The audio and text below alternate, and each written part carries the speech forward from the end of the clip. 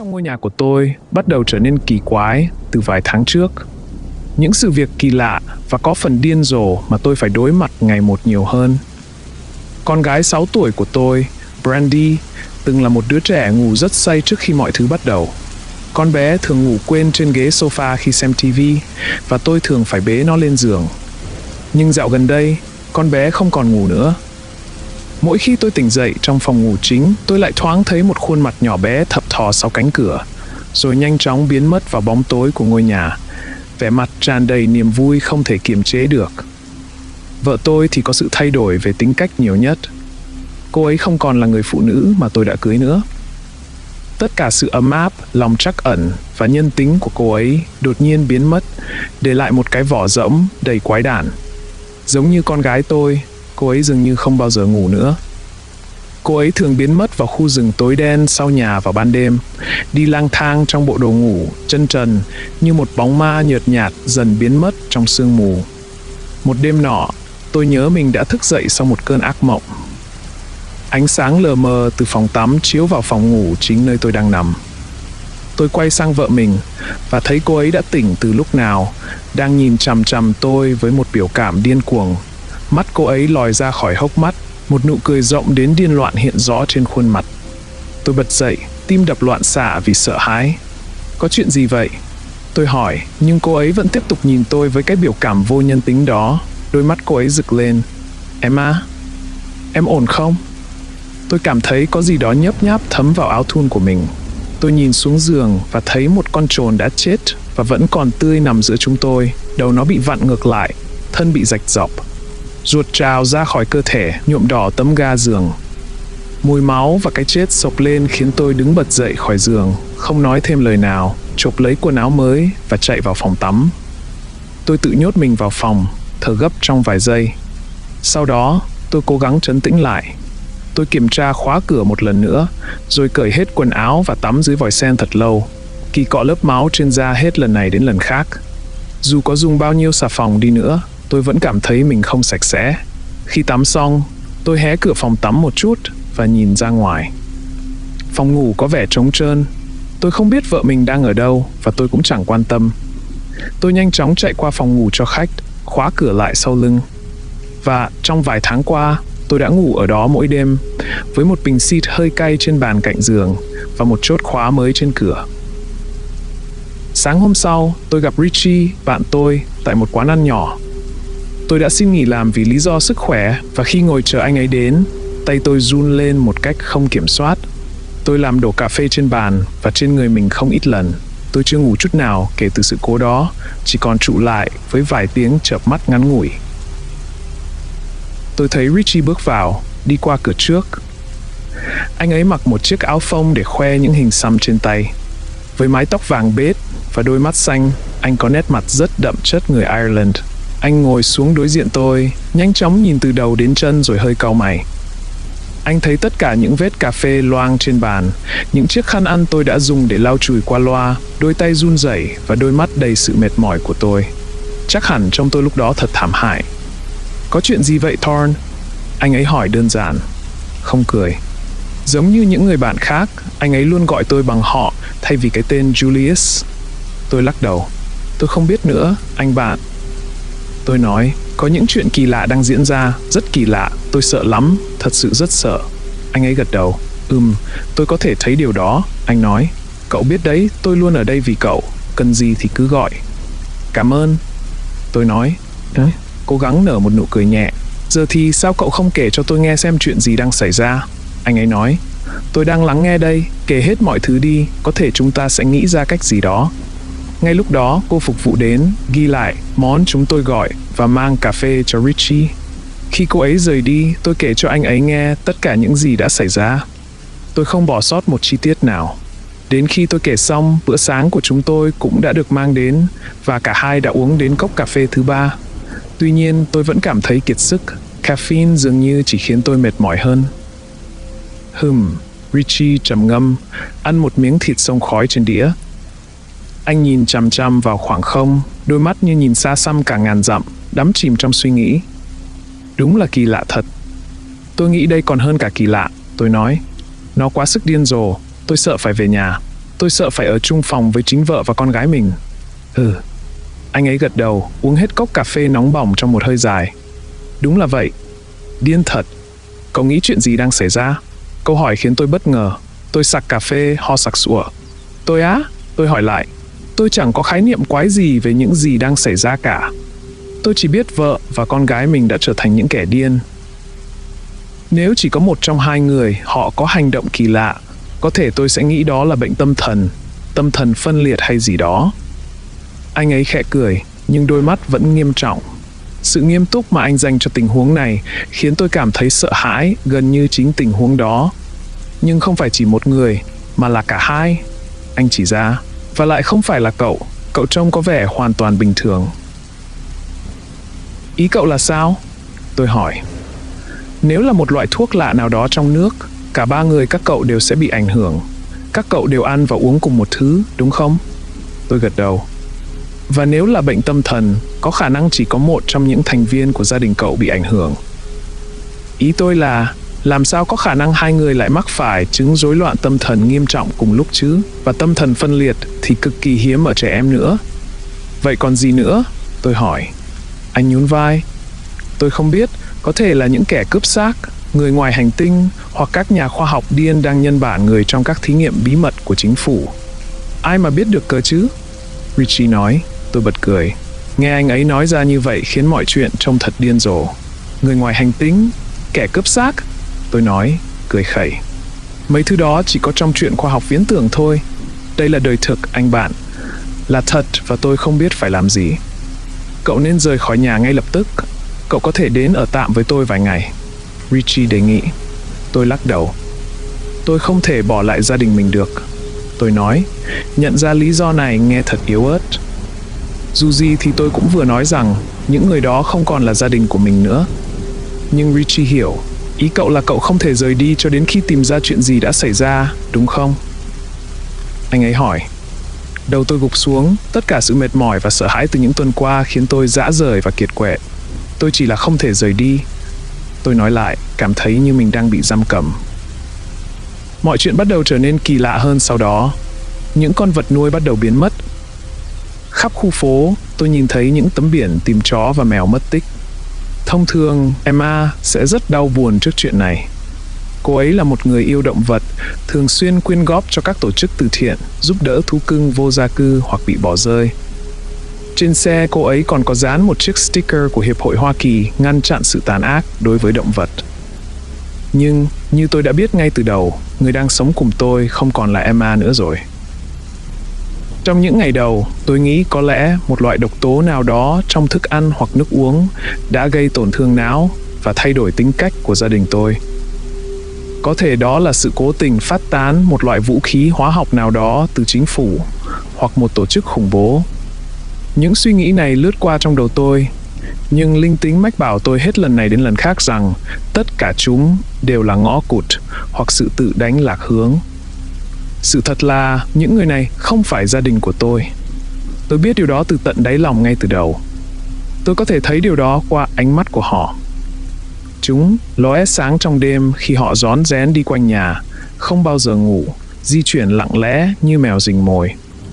Tôi nghe thấy tiếng ván sàn kêu cót két bên ngoài cửa, như thể một hoặc cả hai người đứng đó hàng giờ liền giữa đêm khuya, khiến tim tôi đập thình thịch. Quầng thâm xuất hiện dưới mắt khi tôi ngủ ít đi từng ngày. Công việc là nơi duy nhất giúp tôi thoát khỏi tình trạng này. Nhưng mỗi đêm, tôi đều phải trở về với những người mà tôi không hề quen biết. Dù họ trông giống hệt gia đình mình. Tôi sụt cân vì căng thẳng và bắt đầu hút thuốc nhiều. Bình thường, Emma rất ghét khi tôi hút thuốc và cô ấy không bao giờ cho phép hút thuốc trong nhà. Giờ đây, tôi hút hết điếu này đến điếu khác mà cô ấy dường như cũng chẳng để ý. Cô ấy và Brandy hầu như không còn nói chuyện với nhau nữa. Khi họ nói, câu cú rất ngắn, cộc lốc và thường nghe rất kỳ lạ. Một tháng trước, tôi ngồi dậy trên giường trong phòng ngủ cho khách, vừa hút thuốc vừa đọc sách của Philip K. Dick. Tôi cầm trên tay cuốn 3 dấu ấn của Palmer Eldritch. Trớ trêu thay là câu chuyện về một người đàn ông bị thay thế bởi một nền văn minh ngoài hành tinh tiên tiến. Nó quá gần gũi với tình cảnh của tôi, đến mức tôi phải đặt sách xuống, chỉ biết ngồi nhìn ra cửa sổ. Căn phòng được chiếu sáng nhờ chiếc đèn ngủ mờ mờ mà tôi để suốt đêm, tạo nên một ánh sáng vàng nhạt. Và rồi tôi thấy cô ấy. Vợ tôi đang lén ra khỏi cửa hầm, chân trần, với một nụ cười điên loạn trên mặt. Đôi mắt rộng mở của cô ấy nhìn quanh, giống như một kẻ điên đang cố gắng giữ cho mình không bị cười phá lên một cách không kiểm soát. Tôi tự hỏi họ đã thấy điều gì mà lại buồn cười đến thế. Tôi thì thầm với bản thân một cách chua chát, cảm thấy sự căm ghét và thù hận lạnh lẽo đối với hai người kỳ lạ này đã chiếm lấy ngôi nhà của tôi. Tôi thấy cô ấy bắt đầu đi về khu rừng phía sau nhà, theo một con đường đất nhỏ dẫn đến một khu bảo tồn thiên nhiên cách 1 dặm. Và vào lúc đó, tôi đã hoàn toàn chán nản và sẵn sàng để sự điên rồ này kết thúc. Tôi quyết định theo dõi cô ấy. Tôi ra khỏi giường, nhăn mặt khi các lò xo kêu cót két. Tôi tự hỏi liệu con gái tôi có đang đợi bên ngoài cửa với một con dao đầy máu trong tay, sẵn sàng cắt xẻ tôi như cách vợ tôi đã làm với con opossum tội nghiệp hay không.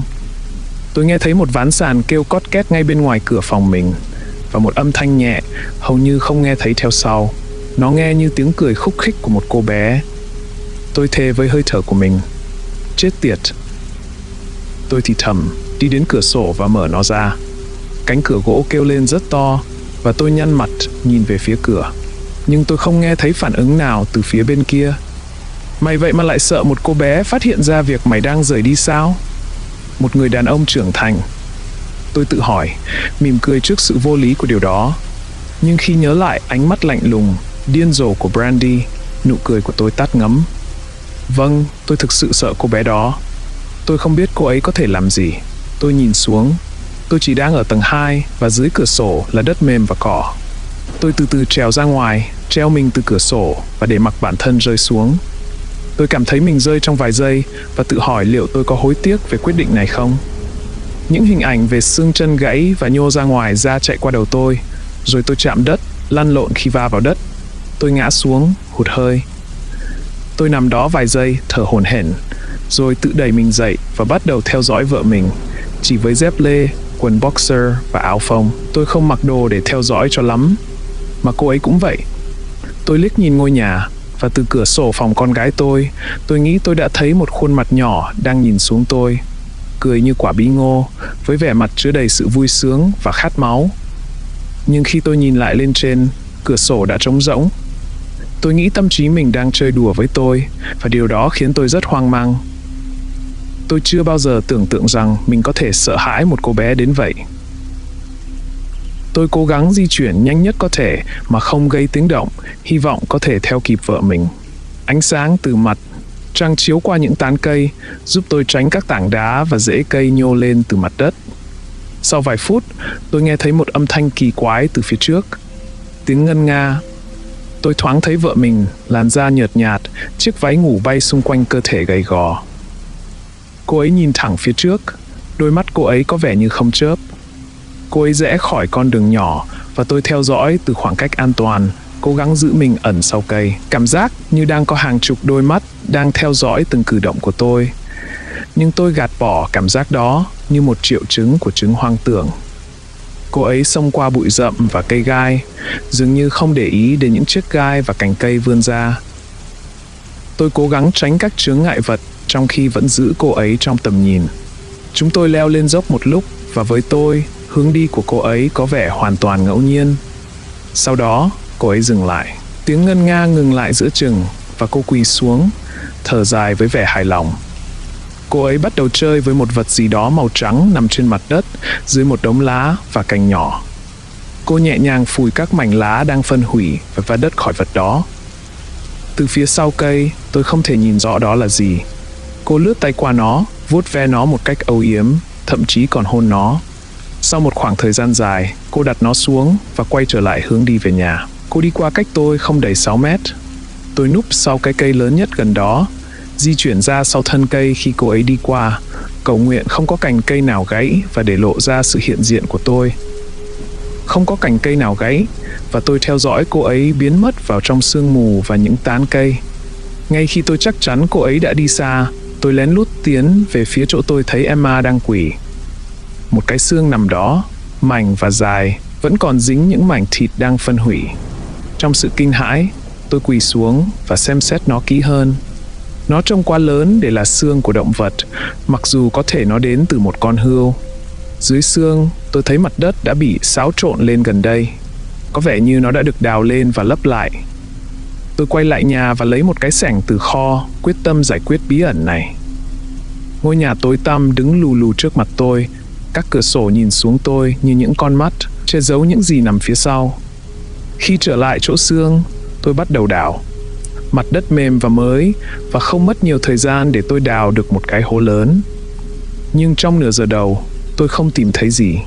Đẫm mồ hôi và thở dốc, tôi nghỉ ngơi một chút, rồi quay lại với công việc. Khi tôi đã đào xuống khoảng 5 feet, tôi thấy một cái gì đó ngoài đất và đá nhỏ. Lúc đầu, tôi không thể xác định đó là gì, nhưng nó phát ra màu sáng lấp lánh.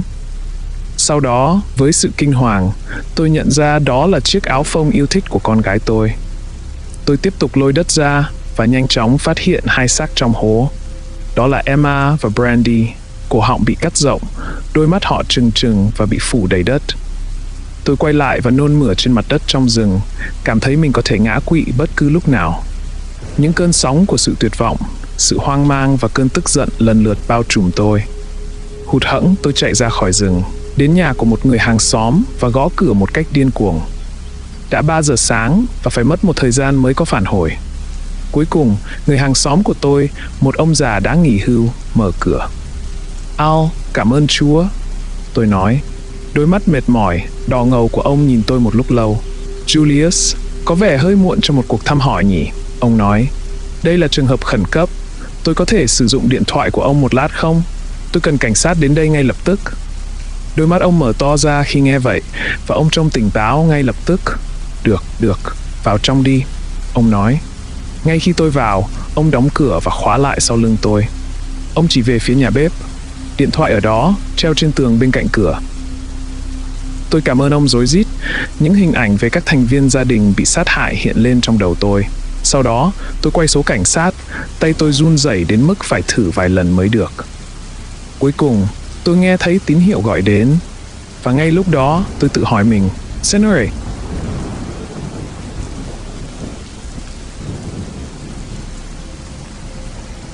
nhân viên trực tổng đài 911 đã đảm bảo với tôi rằng các phương tiện đang dừng đến và tôi nên ở lại nhà với hàng xóm của mình là Al cho đến khi họ đảm bảo rằng khu vực này an toàn.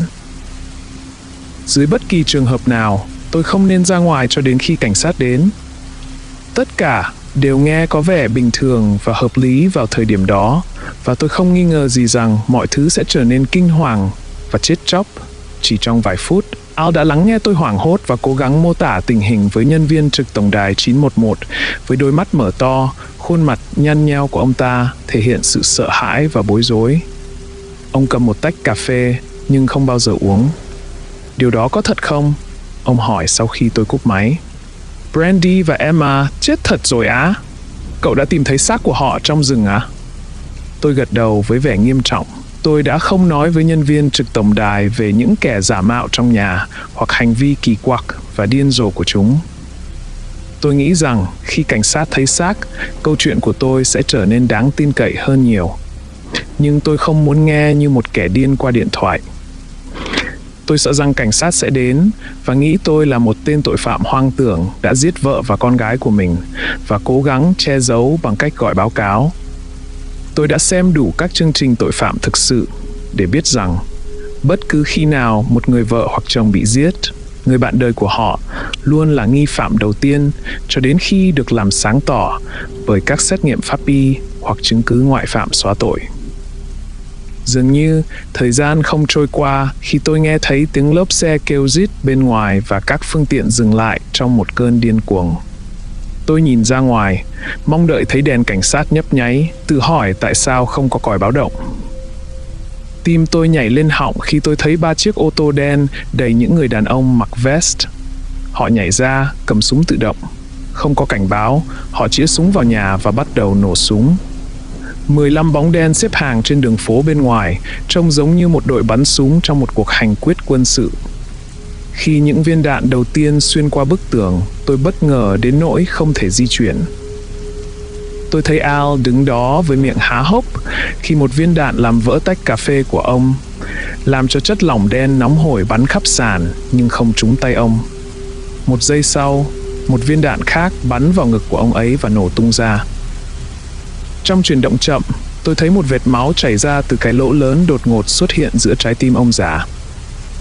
Ông không thốt ra được một tiếng kêu nào mà ngã lùi lại ngay lập tức, tay giơ lên như đang trong một buổi cầu nguyện khi ông nắm và thả tay ra. Miệng ông mở và đóng chặt khi một vũng máu nhanh chóng lan rộng dưới thân ông trên sàn bếp. Sau đó, bản năng của tôi trỗi dậy. Khi kính vỡ, bát đĩa nổ tung và bóng đèn vỡ vụn xung quanh tôi. Tôi nhảy xuống sàn, bò về phía cửa sau, cố gắng làm mình trở thành mục tiêu nhỏ nhất có thể.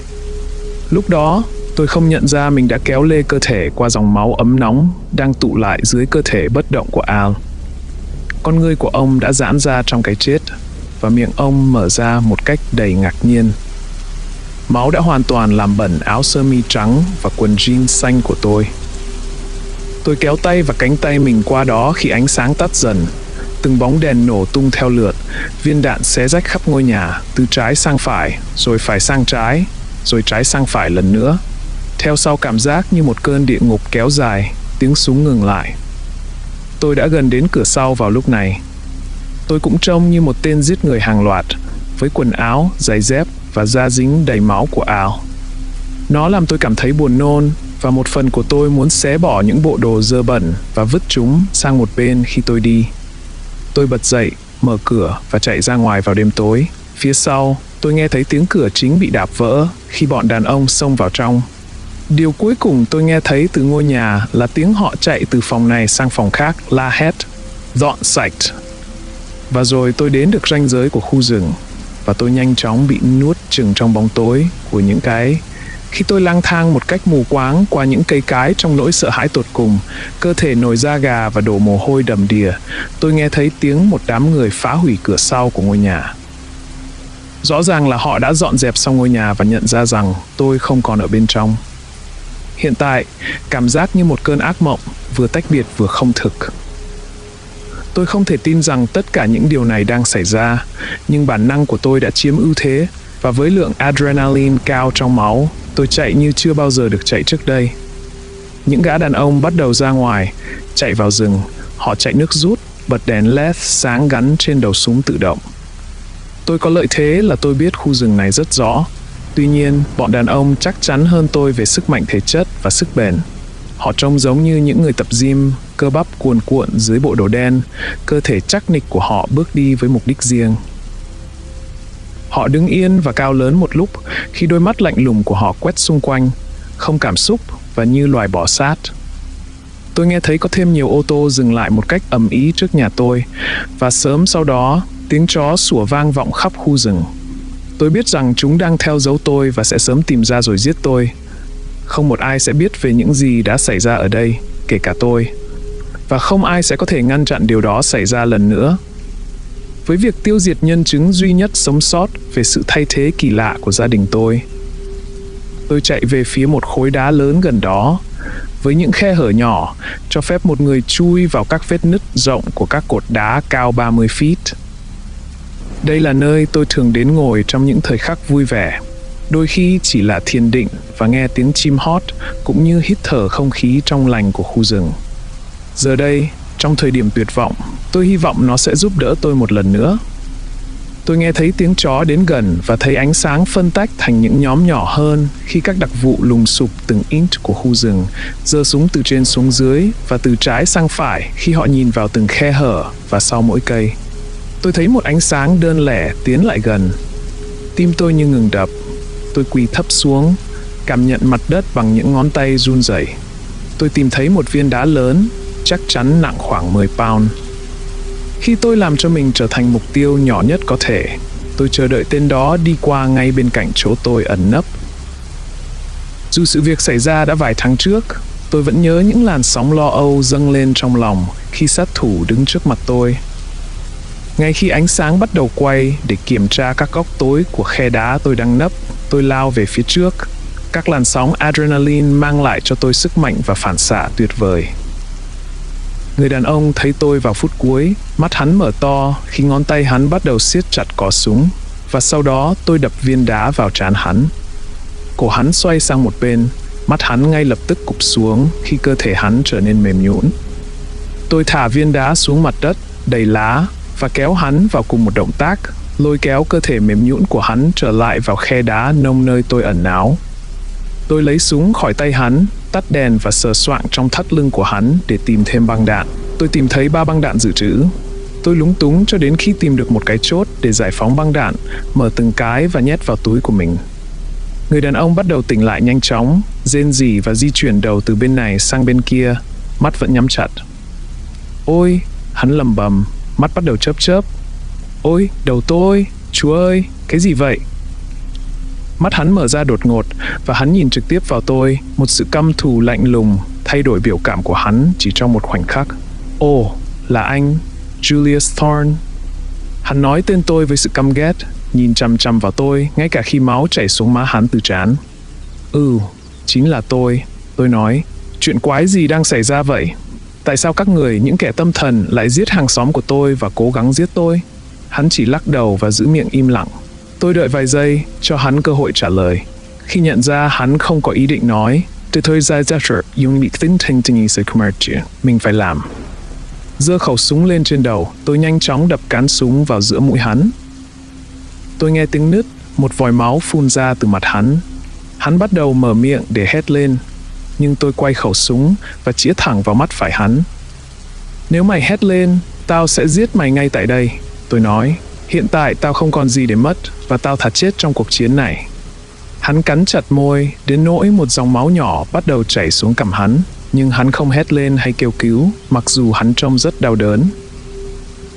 Giờ có lẽ chúng ta có thể thử lại lần nữa, tôi nói, nở một nụ cười u ám. Tại sao các người muốn giết tôi? Tại sao các người đuổi theo tôi? Chúng tôi là các đặc vụ được giao nhiệm phát hiện và tiêu diệt các dị thường đã xuất hiện trên toàn nước Mỹ. Hắn nói, nhìn tôi với sự căm thù. Lời nói của hắn có phần méo mó khi hắn liên tục chảy máu. Người ta thường gọi chúng tôi là những kẻ dọn dẹp. Chúng tôi chủ yếu xử lý các sự cố ở các thị trấn nhỏ, như thị trấn này, mặc dù đôi khi cũng có sự việc xảy ra ở các thành phố lớn. Đáng tiếc, tuần trước chúng tôi có một người sói ở New York City. Báo chí nghĩ đó là một kẻ giết người hàng loạt đã xé xác các nạn nhân bằng dao. Nhưng bất kỳ bác sĩ pháp y nào cũng có thể nhận ra đó thực sự là móng vuốt và nanh. Nhưng chúng tôi đã tìm ra hắn và đưa hắn vào quản lý. Hắn đã giết 3 người chạy bộ và 7 người vô gia cư trước đó. Vậy tất cả những điều đó liên quan gì đến tôi? Tôi hỏi, tức giận. Tôi căm ghét những người này đến mức đó. Tôi đã cầu cứu và thay vào đó, sát thủ đã đến bên tôi. Vợ và con gái của anh đã chết, hắn trả lời. Nhưng anh không phải là người đầu tiên gọi điện và nói rằng anh tìm thấy mộ của gia đình mình. Trong mọi trường hợp khác, cảnh sát đã tìm thấy người sống còn khỏe mạnh trong nhà và mộ hoàn toàn trống rỗng khi chúng tôi đến. Nhưng luôn có dấu hiệu cho thấy những người còn sống đã thay đổi. Họ bắt đầu thể hiện hành vi tâm thần và bạo lực và không thể tránh khỏi. Họ sẽ giết các thành viên trong gia đình mình, hàng xóm, thậm chí bất kỳ ai trong khu vực. Khi dị thường được phép tiếp tục, toàn bộ thị trấn thường bị phá hủy. Chúng tôi đã mất hơn 10.000 người trong một sự cố duy nhất vào năm ngoái. Vì vậy, chúng tôi vào và kiểm soát nó bằng cách giết bất kỳ ai liên quan đến dị thường để ngăn chặn nó lây lan. Vì nó thực sự lây lan và dường như lây lan theo sự liên kết. Nó bắt đầu từ một vài người trên một con phố, sau đó đến những người còn lại trong gia đình họ, rồi đến hàng xóm kế bên và tiếp tục lan ra như những gợn sóng lan rộng trên mặt ao. Lúc này, tôi nghe thấy tiếng chó sủa ngày càng gần và thấy ánh sáng lóe lên qua những cây cối ở khoảng cách xa, hướng về phía tôi. Tôi nhanh chóng xé một mảnh vải từ áo của đặc vụ và buộc tay và chân hắn trước khi bịt miệng hắn để hắn không thể hét lên. Tôi biết họ vẫn có thể tìm thấy hắn trong vòng 10 phút nữa, nhưng đó có thể là tất cả thời gian tôi cần để thoát khỏi đây. Và bây giờ ít nhất tôi có một khẩu súng. Tôi lao ra khỏi khu rừng, chọn con đường ngược lại với hướng của các đặc vụ. Tôi phải di chuyển trong bóng tối. Điều này khiến tôi di chuyển chậm lại đáng kể. Nhưng tôi đã đi trên những con đường này hàng ngàn lần trước đó. Không lâu sau, tiếng la hét của bọn đàn ông và tiếng chó sủa trở nên xa dần phía sau tôi, và tôi đi đến một con đường phụ vắng vẻ. Tôi biết khu vực này rất rõ. Richie sống chỉ vài dãy nhà từ đây. Không suy nghĩ nhiều, tôi bắt đầu loạng choạng dọc theo con đường. Đèn đường chớp sáng liên tục trên đầu tôi. Tôi thấy những khuôn mặt ló ra từ các cửa sổ khi tôi đi qua. Tôi chắc chắn trông như một kẻ điên, toàn thân phủ đầy máu, với đôi mắt hoảng loạn, không ngừng nhìn về phía âm thanh nhỏ nhất. Tuy nhiên, kỳ lạ thay, không có ai ra khỏi nhà của họ. Tôi tự hỏi có bao nhiêu khuôn mặt đó thực sự là những người bị thay thế, quái vật song trùng với bộ da của con người, nhưng không có tâm trí con người, trừ những xung động tàn phá và điên rồ nhất. Chỉ trong vài phút, tôi thấy mình loạng choạng qua sân trước của Richie, hướng về ngôi nhà nhỏ của anh ấy, với một hiên nhà lớn bao quanh và các cột sơn trắng trước lớp sơn màu xanh nhạt. Anh ấy đã trang trí cho Halloween khắp nơi.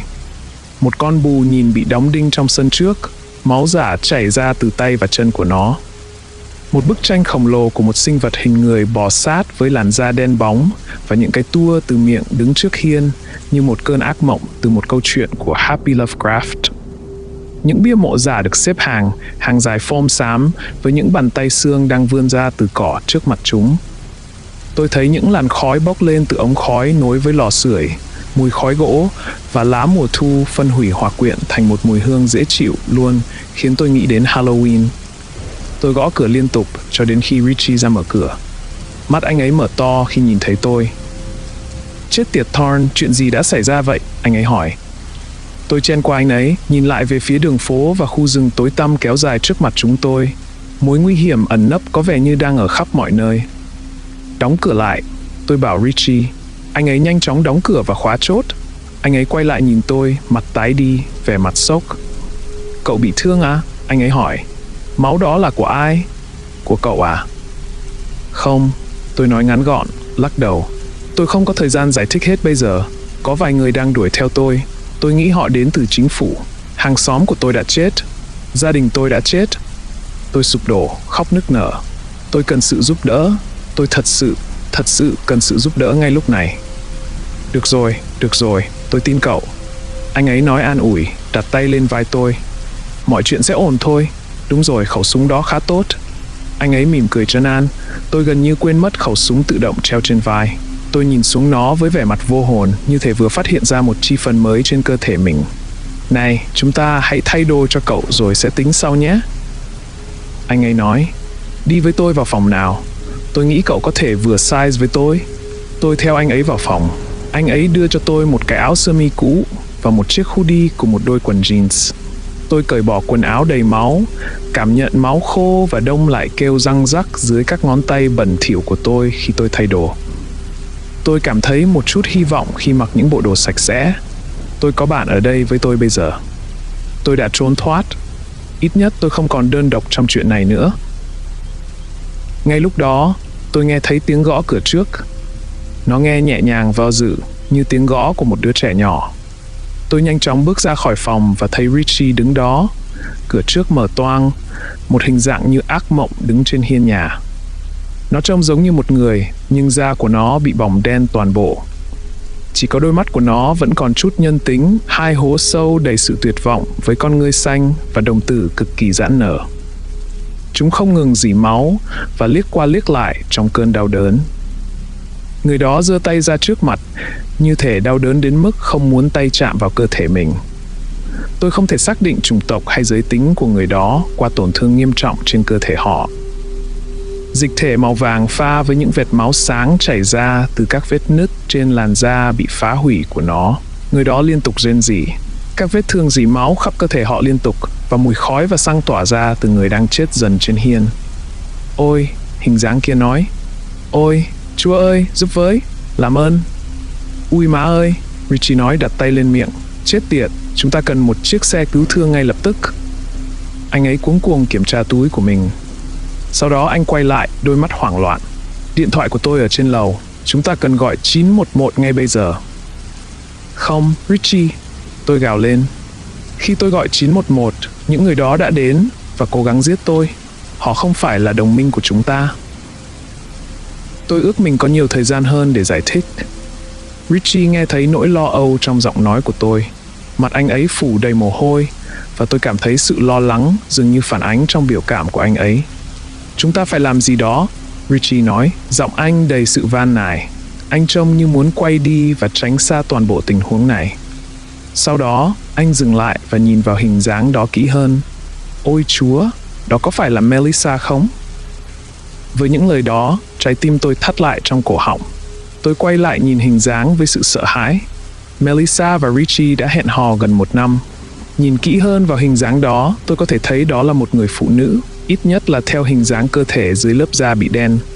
Melissa là người da trắng, gầy gò, cao khoảng 1m7. Thứ này với những vết bỏng cấp độ 3 trên toàn bộ cơ thể chắc chắn có chiều cao và dáng vóc trùng khớp. Đau quá, cô ấy nói, giọng nói lục cục và lớn. Ôi đau quá, giết tôi đi, làm ơn giết tôi đi. Ôi, cô ấy vẫy tay như thể cố gắng làm mát chúng bằng không khí mùa thu trong lành. Chắc chắn rồi, tôi sẽ gọi xe cứu thương. Richie nói, chạy qua tôi. Tôi theo sát anh để cửa mở toang. Chúng tôi lên lầu. Anh rút điện thoại từ sạc và mở ra, gọi 911. Anh nhíu mày, lắng nghe một lúc dài. Sau đó, anh đưa điện thoại cho tôi. Khi tôi đặt điện thoại vào tai, tôi nghe thấy một thông điệp không cảm xúc được đọc bởi một giọng nữ robot. Hãy ở yên trong nhà cho đến khi tình huống được giải quyết. Cảm ơn sự giúp đỡ của bạn trong thời gian khó khăn này. Sau đó, nó bắt đầu lặp lại, quay về phần đầu. Đây là một bản ghi âm, dịch vụ khẩn cấp trong khu vực của bạn đã bị tạm dừng. Sự giúp đỡ đang trên đường đến. Theo sắc lệnh 718, luật thiết quân luật đã được tuyên bố trong khu vực của bạn. Cho đến khi sự giúp đỡ đến, hãy giữ cửa đóng và cửa sổ kín. Hãy ở yên trong nhà cho đến khi tình huống được giải quyết. Cái quái gì thế này? Richie nói, tức giận. Họ có ý gì khi nói dịch vụ khẩn cấp tạm thời bị đình chỉ? Tại sao chúng ta không đưa cô ấy thẳng đến bệnh viện? Tôi hỏi. Đôi mắt Richie sáng lên với ý tưởng này. Đúng vậy, chúng ta làm vậy đi. Chúng ta còn sự lựa chọn nào khác? Cô ấy cần sự giúp đỡ ngay lập tức. Cô ấy sẽ chết nếu không được chữa trị. Anh ấy nói giọng u ám, mắt bắt đầu rưng rưng. Nhưng điện thoại thì bảo phải ở trong nhà. Tôi thực sự không muốn nói điều này, nhưng tôi nghĩ cô ấy sẽ chết dù có làm gì đi nữa. Tôi nói, không ai có thể sống sót với độ hỏng cấp độ 3 trên hầu hết cơ thể. Chúng tôi quay trở lại tầng dưới, điện thoại trong tay Richie. Khi chúng tôi đi xuống cầu thang, chúng tôi thấy cửa trước vẫn mở. Melissa đã biến mất. Tôi chạy về phía trước, thấy những vết máu và mủ trên sàn hiên nơi cô ấy đứng. Nhưng không có dấu hiệu của cô ấy. Cô ấy có thể đã đi đâu? Cô ấy không thể đi xa trong tình trạng của mình. Tôi ngạc nhiên khi cô ấy vẫn còn ý thức. Cô ấy chắc chắn đang trải qua cơn đau tồi tệ nhất có thể. Tôi thấy một hình dáng đang đi lên cầu thang hiên. Tôi thở dài, nghĩ rằng Melissa đã trở lại. Và cô ấy đã trở lại theo một cách nào đó. Cô ấy đứng trước mặt chúng tôi giờ đây, hoàn toàn hồi phục, quần áo mới và không bị cháy. Cô ấy có một nụ cười từ tai sang tai trên mặt, và cô ấy giữ một tay sau lưng. Richie, cô ấy nói từ từ như thể đang thưởng thức từ đó. Ôi Richie, em rất vui được gặp anh. Đã có rất nhiều điều kỳ lạ xảy ra tối nay. Đôi mắt Richie lấp lánh khi nước mắt bắt đầu rơi xuống mặt anh. Melissa? Anh nói, giọng anh vỡ òa. Ôi Chúa, Melissa, thực sự là em đúng không? Đúng vậy, anh yêu. Cô ấy nói, vén một lọn tóc vàng ra khỏi mặt bằng tay trái.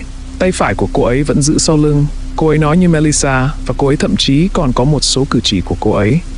Nhưng trong đôi mắt mở to và chăm chú của cô ấy có một ánh nhìn của sự khao khát máu và điên cuồng. Richie, đừng lại gần. Tôi hét lên. Đó không phải là Melissa. Nhưng anh vẫn lao về phía trước, khóc lóc, hai tay vươn ra. Tôi không biết anh có nghe thấy lời tôi nói không. Khi anh vừa bước qua ngưỡng cửa, Melissa rút tay ra từ sau lưng, lộ ra một con dao làm bếp lớn, đầy máu. Nâng cao con dao, cô lao về phía trước. Đôi mắt cô lạnh lùng như những khoảng trống rộng lớn giữa các thế giới.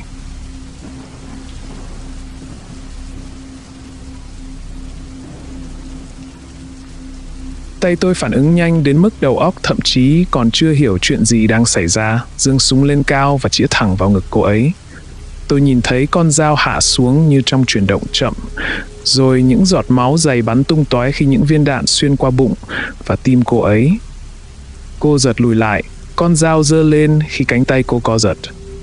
Loạng choạng, cô bước tới, chém vô vọng vào không khí cách cổ Richie khoảng 15 cm với toàn bộ sức lực trước khi ngã úp mặt xuống thềm nhà. Richie thậm chí chưa kịp phản ứng khi con dao xoẹt qua người. Anh ấy đứng đó như một nạn nhân vừa thoát khỏi chiến trường, choáng váng và thẫn thờ. Tôi cũng vậy, chỉ khác là với khẩu súng còn bốc khói trong tay. Tiếng la hét bắt đầu vang lên khắp con phố khi mọi người đổ xô ra khỏi nhà. Trong vài giây, tôi nghĩ rằng tất cả chỉ phản ứng lại với tiếng súng. Có lẽ vài người trong số họ đã nhìn thấy tôi giết Melissa, nhưng nếu họ đã thấy, họ sẽ biết rõ hành động của tôi là tự vệ chính đáng. Cô ấy vẫn nắm chặt con dao trong tay phải, đôi mắt trợn trừng, nụ cười điên loạn vĩnh viễn in trên gương mặt gầy gò xinh đẹp của cô như một chiếc mặt nạ tử thần khủng khiếp. Tôi nhanh chóng nhận ra rằng những người khác trên phố không ra ngoài để điều tra tiếng súng, mà họ đang chạy trốn để giữ lấy mạng sống. Tôi thấy đàn ông, phụ nữ và trẻ em bị những thành viên trong gia đình cầm dao, rìu và súng đuổi theo. Bên kia đường, đối diện với nhà Richie, tôi thấy một cô bé không quá 10 tuổi đang chạy trong bộ đồ ngủ màu vàng sáng in hình SpongeBob. Người mẹ, một phụ nữ thừa cân với bộ ngực nặng nề và mái tóc đen nhờn, cầm trên tay một thanh kiếm nhật, dính máu, thở hổn hển khi bà rượt đuổi theo con gái mình với ánh mắt đầy sát khí. Dưới ánh đèn đường chói chang, bà trông thật siêu thực, như một nhân vật phản diện trong phim hoạt hình. Nhưng tôi có cảm giác rằng bố của cô bé sẽ không đến, dựa vào lượng máu đã dính trên thứ vũ khí giết người kia. Richie và tôi bắt đầu chạy về phía cô bé, nhưng người mẹ nhanh chóng thu hẹp khoảng cách, chiếc áo ngủ của bà bay phấp phới quanh eo. Đôi mắt bà ta hoang dại, một nụ cười méo mó làm biến dạng khuôn mặt nhợt nhạt. Bà giơ thanh kiếm lên, hạ xuống chân sau của cô bé. Với một tiếng rên đau đớn, cô bé ngã xuống phía trước, bộ đồ ngủ của cô nhanh chóng chuyển sang màu đỏ tươi với dòng máu chảy ra từ vết thương ở chân. Cô bắt đầu bỏ đi, vừa khóc vừa thét lên gọi bố. Phía sau, người mẹ giơ thanh kiếm lên lần nữa, dự định giáng một đòn kết liễu. Trong lúc cô bé đã ngã xuống đất, tôi giờ đây đã có một tầm bắn khá rõ ràng. Trước đó, tôi đã muốn bắn mẹ cô bé, nhưng nó đứng ngay giữa tôi và bà ta, và tôi sợ rằng nếu nổ súng, cả hai có thể sẽ bị giết. Giờ đây, tôi đã nhắm chính xác vào người mẹ. Đôi mắt tối sầm của bà ta ánh lên sự điên loạn, khiến bà trông như một sinh vật không còn nhân tính, thậm chí như người ngoài hành tinh. Tôi siết cò súng, nhìn đầu bà ta nổ tung trong cơn mưa tóc, da và những mảnh xương vụn khi loạt đạn ngắn gồm 3 hoặc 4 viên thoát ra khỏi nòng. Cơ thể không đầu của bà ta đứng đó vài giây, vẫn giơ cao thanh kiếm nhuốm máu. Các tế bào thần kinh vẫn kích hoạt trong cơ thể vẫn chưa nhận ra rằng nó đã mất mạng. Bà loạng choạng tiến về phía trước, ngã đổ về phía con gái mình. Cổ bà ta phun máu xối xả, tắm đẫm cô bé trong dòng máu của mẹ. Cô bé tiếp tục bò đi, thoát khỏi hình ảnh kinh hoàng của người từng là mẹ mình. Richie chạy tới, nhấc cô bé lên, tay đỡ dưới đầu gối và vai cô. Tôi yểm trợ cho họ khi sự hỗn loạn bắt đầu lan ra khắp con phố. Tôi liên tục di chuyển nòng súng tự động về phía những âm thanh lân cận, sẵn sàng nổ súng bất cứ lúc nào. Phần lớn các ngôi nhà cách nhau vài trăm mét, với những cánh rừng dày đặc kéo dài hàng dặm phía sau. Xa hơn dọc con đường, tôi nhìn thấy sự hỗn loạn và đổ máu khi những thành viên gia đình mất trí giết hại chính con cái, cha mẹ của mình, làm ngổn ngang đường phố với các xác chết. Những tiếng thét đau đớn xé toạc màn đêm, vang vọng và méo mó khi chúng hòa vào nhau tạo thành một bản hòa âm ác mộng. Thậm chí vài tháng sau, tôi vẫn nghe thấy chúng khi tôi cố gắng chìm vào giấc ngủ, những tiếng khóc kinh hoàng của trẻ em trong những khoảnh khắc cuối cùng của cuộc đời. Chúng tôi không để ý đến cuộc tàn sát và chạy ngược về phía ngôi nhà. Máu của cô bé chảy dài xuống cánh tay của Richie. Nó rên rỉ và lắc đầu qua lại, cuối cùng để đầu tựa lên ngực Richie. Rồi cô bé im lặng, đôi mắt khép lại, nét mặt bình yên hiện lên. Chúng tôi lao qua cánh cửa mở. Richie đưa cô bé vào bếp, đặt cô lên bàn. Tôi đứng lại phía sau, khóa cửa rồi cài chốt an toàn. Tôi quay người, đánh giá tình hình. Cô bé vẫn nhắm mắt khi Richie cởi bỏ quần pajama của nó.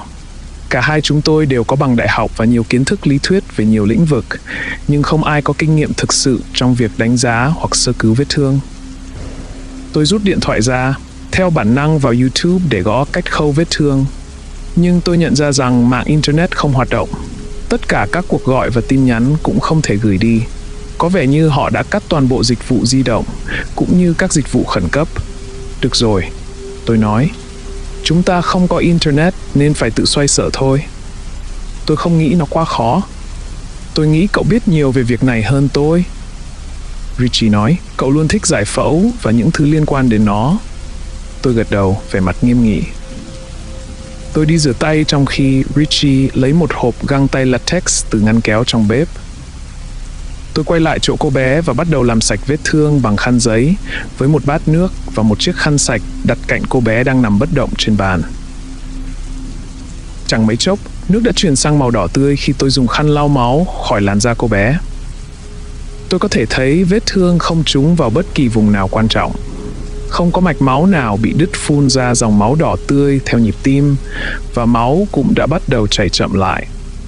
Tôi thở phào nhẹ nhõm trước một chút may mắn này. Vết thương trông có vẻ nghiêm trọng hơn thực tế, tôi nói. Thanh kiếm chỉ cắt vào cơ một chút, nhưng nó không làm đứt các động mạch hay tĩnh mạch lớn trong khu vực. Cô bé có thể sẽ gặp khó khăn khi đi lại, nhưng tôi nghĩ rằng miễn là chúng ta làm sạch và băng bó đúng cách, cô bé sẽ ổn thôi. Giả sử cô bé còn sống để thoát khỏi đây, Richie nói thêm. Tôi gật đầu. Anh ấy đi lấy một bộ dụng cụ may từ phòng khách, thứ mà Melissa đã để lại. Từ nhà để xe, anh ấy lấy một đoạn dây câu cá. Sau khi khử trùng kim và dây câu rồi làm sạch vết thương bằng cồn, tôi sâu kim và bắt đầu khâu làn da của cô bé lại. Cô bé vẫn nằm trên bàn, lặng yên và nhợt nhạt. Richie và tôi ngồi trong phòng khách, không biết phải làm gì tiếp theo, chỉ chờ đợi cô bé tỉnh lại từ trạng thái hôn mê. Cậu có biết tôi đang nghĩ gì không? Richie hỏi. Không, nhưng tôi chắc cậu chuẩn bị nói cho tôi biết. Tôi đáp, liếc nhìn ra ngoài cửa sổ. Đôi mắt Richie sáng lên, tay anh ấy run rẩy. Tôi không thể biết đó là do sợ hãi hay hưng phấn. Cậu biết Kinh Thánh nghe có vẻ hoàn toàn điên rồ không? Ít nhất là phần cựu ước ấy, chỗ mà họ nói về việc tất cả phụ nữ đều được làm từ xương sườn của một người đàn ông và chỉ có 2 người trên trái đất. Rồi tất cả mọi người đều là hậu duệ từ mối quan hệ loạn luân của con cái họ. Tôi gật đầu. Đây là chủ đề mà Richie từng nói rất nhiều lần trước đó. Tôi biết anh ấy sẽ cố hướng cuộc trò chuyện theo chiều hướng nào. Tôi thở dài, lại nhìn ra cửa sổ. Ngoại trừ hàng chục thi thể vấy máu rải rác trên đường, mọi thứ trông thật yên bình, chỉ như một con phố khác trong một thị trấn nhỏ ở Mỹ. Và cậu nghĩ nó có liên quan đến người ngoài hành tinh, đúng không? Tôi nói. Anh ấy gật đầu nhanh chóng, tay ra dấu loạn lên. Ý tôi là, đúng rồi, nghĩ thử xem. Một người phụ nữ được làm từ xương sườn của một người đàn ông. Điều đó chẳng có nghĩa lý gì. Trừ khi, anh ấy giơ ngón tay lên. Đó là một loại kỹ thuật di truyền nào đó. Có lẽ họ cần tùy xương của anh ta vì DNA của nó. Không cần phải lấy xương sườn để lấy DNA, tôi đáp. Cậu có thể lấy DNA từ bất kỳ phần nào của cơ thể, ngoại trừ tế bào máu đỏ, tất nhiên. Anh ấy nhìn tôi với vẻ bối rối. Tôi quên mất là cậu biết nhiều đến thế. Anh ấy lắc đầu. Tại sao lại không từ tế bào máu đỏ chứ? Bởi vì khi các tế bào máu đỏ được tạo ra từ tế bào gốc, chúng mất nhân, vì thế chúng không có DNA và không có nhân. Tôi nghĩ mình thấy một bóng đen vụt qua con phố, nhưng khi quay đầu lại, tôi chỉ thấy những cái bóng. Lá cờ đang tung bay một cách lười biếng trong sân trước. Dù sao thì họ có thể đã có lý do để sử dụng tủy xương trong kỹ thuật di truyền. Cậu nghĩ tại sao con cháu của Adam và Eva không trở thành những kẻ dị tật hoặc ngớ ngẩn? Richie hỏi. Tôi không biết, cậu nói đi, tôi đáp. Tôi đoán là vì câu chuyện đó hoàn toàn là nhảm nhí. Anh cười khi nghe vậy. Vì những đứa trẻ đó cũng được kỹ thuật di truyền, có thể cả con cháu của chúng nữa. Người ngoài hành tinh có lẽ đã liên tục thay đổi mã di truyền của từng cá nhân để vài người này có thể sinh sản với anh chị em của mình mà không gây ra những ảnh hưởng xấu cho con cái. Có lẽ họ cũng đã tạo ra tất cả các chủng tộc khác nhau. Họ đã tạo ra 2 giới tính, vậy tại sao lại không thể làm thế? Richie giải thích một cách phấn khởi. Tôi phải công nhận, dù ý tưởng này nghe có vẻ kỳ quặc, nó vẫn có một chút hợp lý. một điều kỳ lạ nữa, Richie nói, là cậu có thể tạo ra phụ nữ từ đàn ông, nhưng không thể tạo ra đàn ông từ phụ nữ. Để tạo ra phụ nữ từ DNA của đàn ông, tất cả những gì cậu cần làm là loại bỏ nhiễm sắc thể Y và nhân đôi nhiễm sắc thể X, đúng không?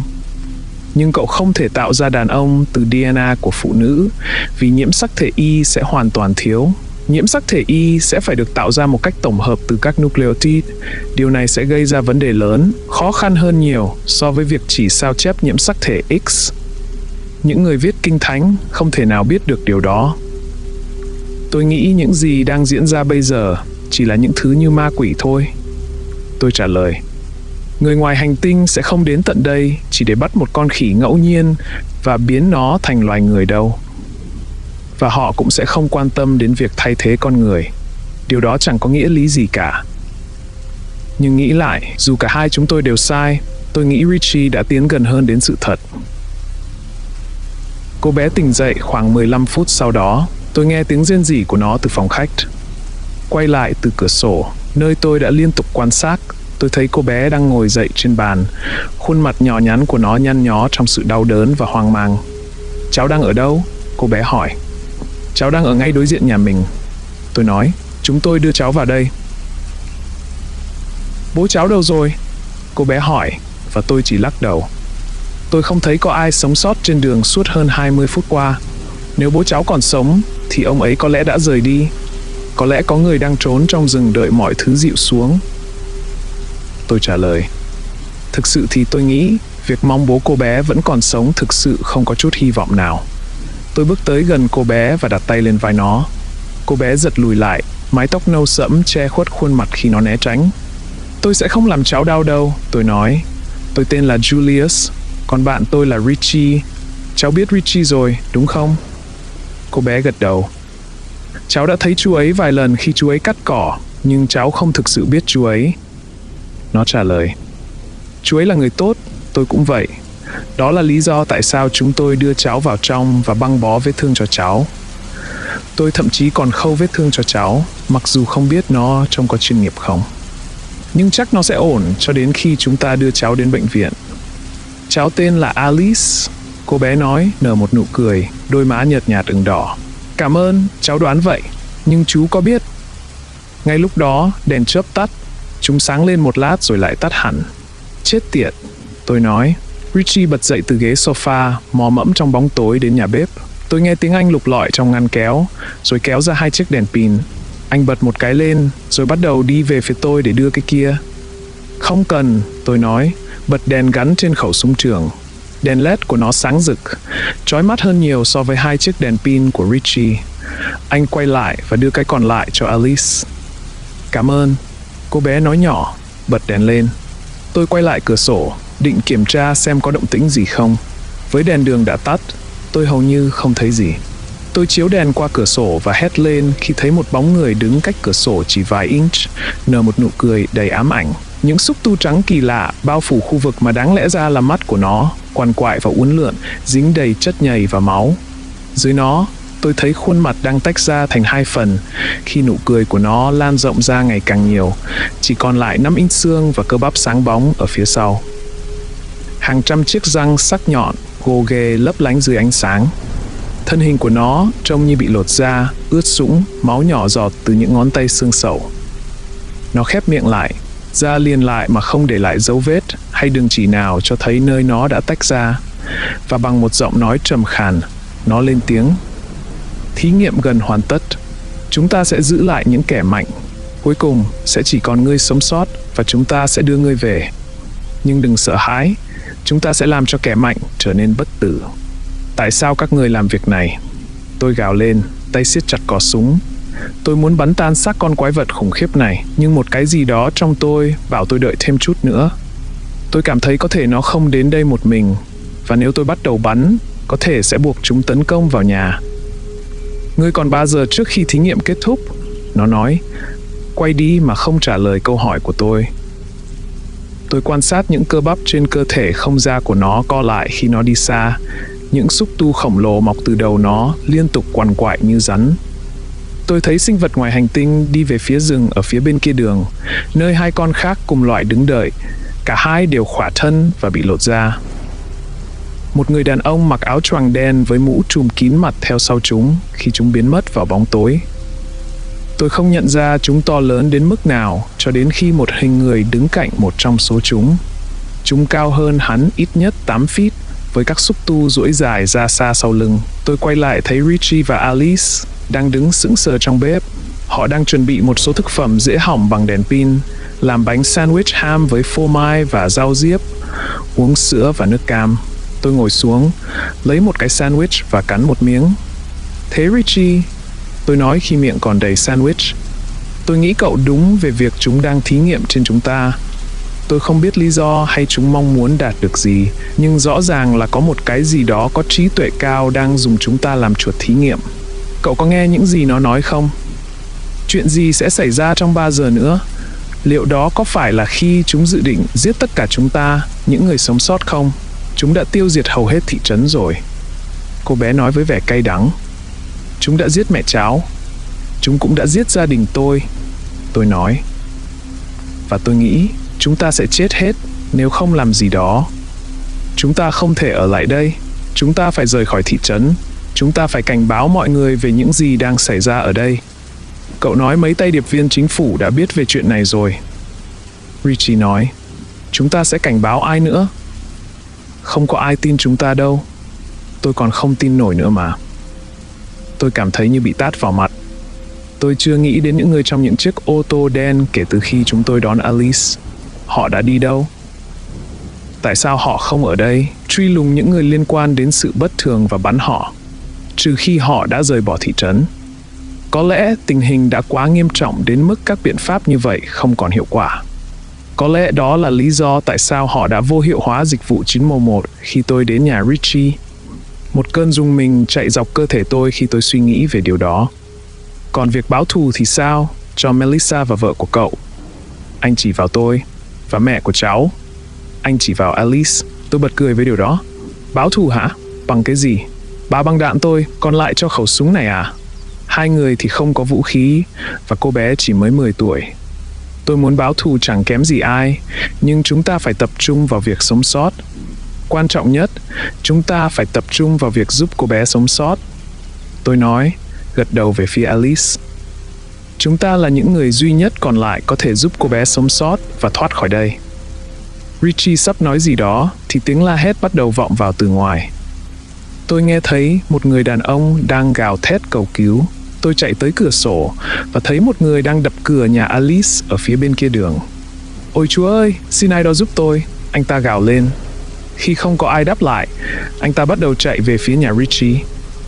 Tôi đoán anh ta đã làm việc này được vài phút, nhưng khi nhìn thấy ánh sáng từ đèn pin gắn trên súng qua cửa sổ phía trước, mắt anh ta mở to. Ôi cảm ơn Chúa, anh ta nói. Xin hãy để tôi vào, chúng đang ngay sau tôi. Tôi nhìn người đàn ông với sự ngạc nhiên trong một lúc lâu, rồi nhận ra đây là điệp viên mà tôi đã phục kích trong rừng. Tôi có thể nhận ra từ cái mũi gãy, vết bầm trên trán, bộ đồ đen anh ta mặc và thậm chí là đôi mắt lạnh lùng của anh ta. Không nghĩ ngợi gì nhiều, tôi chạy đến hành lang và mở cửa trước. Vào đi, tôi thì thầm. Và đừng có gào thét nữa. Cậu sẽ thu hút tất cả mọi thứ trong bán kính 10 dặm với cái tiếng đó. Rồi tôi thấy những gì đó đang đến từ phía sau anh ta, từ từ đi lên trên con phố tối om, và lời tôi bị nghẹn lại trong cổ họng. Một tá điệp viên trong bộ đồ đen đi tới, những xúc tu màu trắng xóa xoáy quanh đầu họ. Đôi mắt họ đã biến mất, toàn bộ phần trên của đầu họ bị thay thế bằng những phần phụ lạ lùng đó. Phía dưới, tôi thấy miệng của họ nghiến chặt, liên tục cắn không khí với những chiếc răng nhọn đầy máu. Họ đang tiến về phía chúng tôi. Đến lúc phải đi rồi, tôi hét vào trong nhà với Richie và Alice. Họ đang chuẩn bị ba lô chứa thực phẩm và nước. Trong tích tắc, họ đã ra khỏi nhà. Alice nắm chặt tay Richie, khuôn mặt nhỏ nhắn của cô bé nhăn nhó vì sợ hãi khi thấy các điệp viên. Tôi đã lắp một băng đạn mới sau khi vào nhà. Nhắm qua ống ngắm, tôi bắt đầu bắn. Tai tôi ong ong khi tia lửa bùng ra từ nòng súng. Máu bắn ra từ ngực và mặt của các điệp viên. Những xúc tu của họ bị xé toạc và phun ra chất lỏng đen trên vỉa hè. Những tiếng gào thét cao vút, mang tính động vật vang vọng từ vỉa hè khi họ chạy về phía trước trong một vệt mờ. Tôi nhớ đã thấy có 2 người ngã xuống, rồi 4 người, rồi một vài người nữa vấp ngã khi tiếng súng cạch cạch dưới ngón tay tôi. Tôi đã sử dụng hết cả 30 viên đạn và vẫn không đủ. 3 người trong số họ vẫn tiếp tục chạy về phía chúng tôi khi một ánh sáng chói lóa xuất hiện trên cao, trên những cành cây. Tôi nghe thấy tiếng rầm rầm và tiếng động cơ mạnh mẽ vang lên phía sau. Tôi nhìn lên đúng lúc để thấy một chiếc trực thăng Black Hawk bay trên không. Một người đàn ông với khẩu súng máy bắt đầu bắn, hạ gục tất cả các điệp viên còn lại trong vài khoảnh khắc. Anh ta quay súng về phía những kẻ vẫn đang bò trên mặt đất, còn sống. Và với một loạt đạn, họ cũng ngừng cử động. Sau đó, anh ta từ từ bắt đầu quay súng về phía chúng tôi. Tôi đã bắt đầu thay đạn, đẩy băng đạn vào nhanh nhất có thể. Không nghĩ ngợi gì, tôi nâng súng lên, nhìn qua ống ngắm và bắn.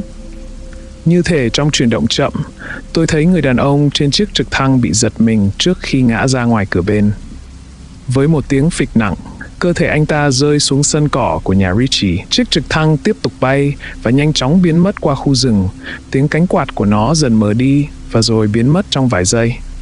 Tôi quay sang nhìn Richie, thấy gương mặt anh ấy ướt đẫm mồ hôi và đôi mắt đỏ ngầu. Điệp viên đứng phía sau anh, mặt anh ta đầy máu. Richie vẫn nắm tay Alice, cô bé đã áp mặt vào ngực anh, lặng lẽ khóc. Chúng ta thực sự cần phải rời khỏi đây, tôi nói, nhìn chằm chằm vào điệp viên. Tôi tự hỏi anh ta biết bao nhiêu và anh ta sẽ tiết lộ bao nhiêu cho tôi. Nhóm người mệt mỏi, đầy máu và thương tích của chúng tôi bắt đầu đi về phía con đường xuống phố, con đường mà tôi biết dẫn qua một khu bảo tồn thiên nhiên và ra ngoài ở thị trấn gần đó. Khi tôi nghe điệp viên nói, tôi nhận ra mình đã sai lầm như thế nào về mọi thứ đang xảy ra ở thị trấn của mình.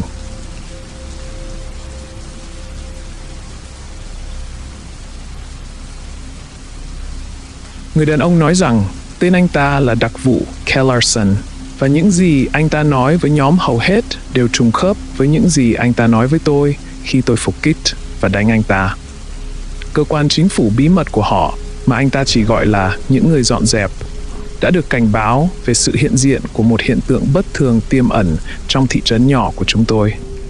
Bất kỳ ai đã cảnh báo họ đều nói rằng đó chỉ là một vài trường hợp lẻ tẻ, các gia đình bị thay thế. Nhưng khi họ đến nơi, họ thấy rằng những dòng chảy nhỏ ấy đã biến thành một cơn sóng thần. Người dân trong thị trấn đổ xô gọi 911 vào khoảng thời gian tôi đã gọi, cho đến khi họ phải tắt dịch vụ và phát một thông điệp ghi âm sẵn thông báo rằng các dịch vụ khẩn cấp đã bị tạm ngừng.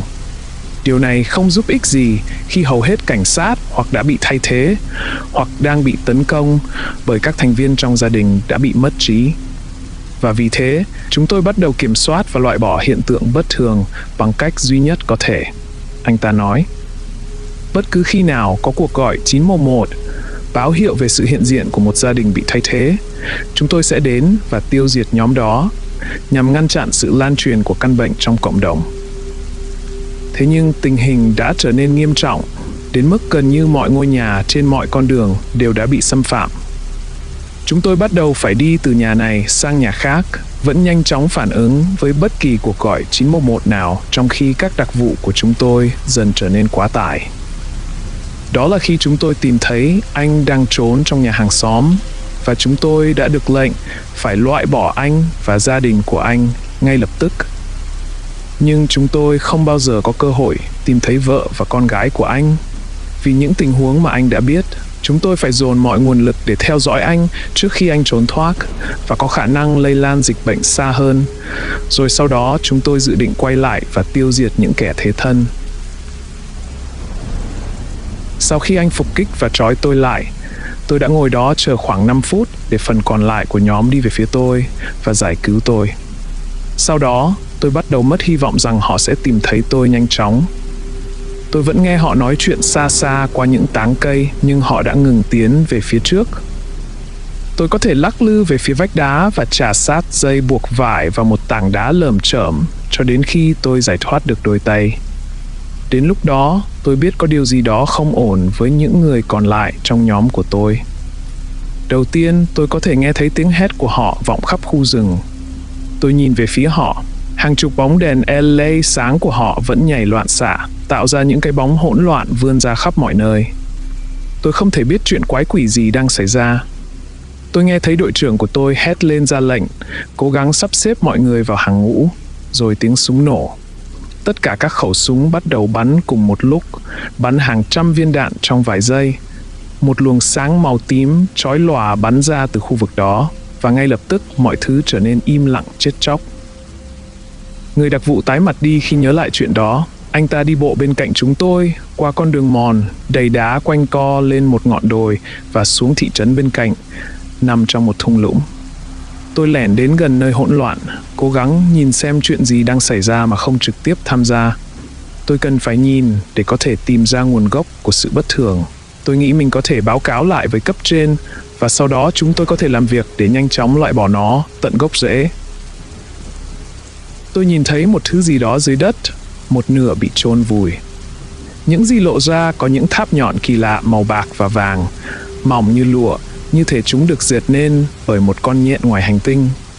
Chúng đan xen vào nhau thành những cột mỏng, thon dài không rộng quá inch ở phần đế, vươn lên cao khoảng 20 feet so với mặt đất. Các đặc vụ đứng xung quanh như những cái xác không hồn, không nói một lời. Họ khẽ đung đưa trên đôi chân, giống như những cái cây bị gió nhẹ thổi qua, những chuyển động đồng bộ và kỳ quái. Dường như có một ý thức duy nhất điều khiển tất cả, họ như những con rối bị giật dây. Ánh sáng tím lại bắt đầu xuất hiện, lần này lan tỏa thành những làn sóng gợn. Nó di chuyển chậm rãi, tạo ra những gợn sóng lấp lánh, và các họa tiết hoa đối xứng với năng lượng, giống như lưới bò qua những cây cối và bụi rậm. Tôi thấy những ngọn tháp bạc và vàng cũng bắt đầu sáng lên, tỏa ra ánh sáng màu tím kỳ lạ xung quanh các ngọn tháp, xoắn ốc lên xung quanh chúng theo những vòng tròn hoàn hảo. Miệng của tất cả các đặc vụ cùng lúc há hốc khi da thịt của họ bắt đầu gợn sóng và tan chảy ngay trước mắt tôi. Lúc đó, tôi bắt đầu bò đi nhanh chóng, cố gắng không gây ra tiếng động nào. Khi tôi nhìn lại lần cuối, tôi thấy những chiếc xúc tu mọc ra từ mặt họ, giống như một loài ký sinh đang xé rách da người để chui ra ngoài. Anh ta rùng mình. Vậy giờ chuyện gì sẽ xảy ra? Richie hỏi. Bước tiếp theo cho tổ chức của anh là gì khi tất cả các điệp viên trên mặt đất đều đã chết? Hoặc tệ hơn? Theo học thuyết quân sự, nếu tuyến tấn công mặt đất đầu tiên bị loại bỏ, bước tiếp theo hợp lý là triển khai không quân. Anh ta nói. Đó là học thuyết của NATO, và CIA cùng tất cả các cơ quan khác thường tuân theo các nguyên tắc quân sự do các tướng lĩnh và lãnh đạo NATO đề ra. Vậy thứ sẽ đến tiếp theo là các cuộc không kích à? Tôi hỏi trong sự kinh hoàng. Anh ta gật đầu. Trực thăng trang bị súng máy, không kích, pháo binh, mọi thứ. Anh ta nói, nơi này sắp bị thiêu rụi rồi. Chúng ta cần tránh xa trung tâm thị trấn, càng xa càng tốt. Trong quá khứ, họ không ngần ngại sử dụng vũ khí sinh học hoặc hóa học trên toàn khu vực. Chết tiệt, tôi còn nhớ một lần nhóm của chúng tôi được cử đến một thị trấn mà nguồn nước bị nhiễm một loại nấm ngoài hành tinh, khiến người dân bị biến đổi thành một tổ hợp trí tuệ bầy đàn. Hầu hết những người dọn dẹp đã bị xóa sổ trong vụ đó, và gần như tất cả các điệp viên CIA cũng vậy. Họ cuối cùng phải tiêu diệt toàn bộ khu vực bằng các loại khí độc thần kinh như sarin và cyclosarin cho đến khi không còn thứ gì cử động trên mặt đất. Thị trấn đó vẫn bị phong tỏa bởi các trạm kiểm soát quân sự. Họ dùng lý do cũ rằng một mỏ than bị cháy ngầm dưới đất và sẽ cháy trong hàng thập kỷ, nhưng tất cả những ai ở cấp cao trong chính phủ đều biết sự thật. Đến thời điểm này, chúng tôi đã đi khá xa trên đường mòn, và tôi có thể nhìn thấy toàn bộ thị trấn bên dưới. Không một ánh đèn nào phát ra từ các ngôi nhà. Không có chiếc xe nào đi qua trên những con đường bên dưới. Nơi này trông hoang vắng và ma quái.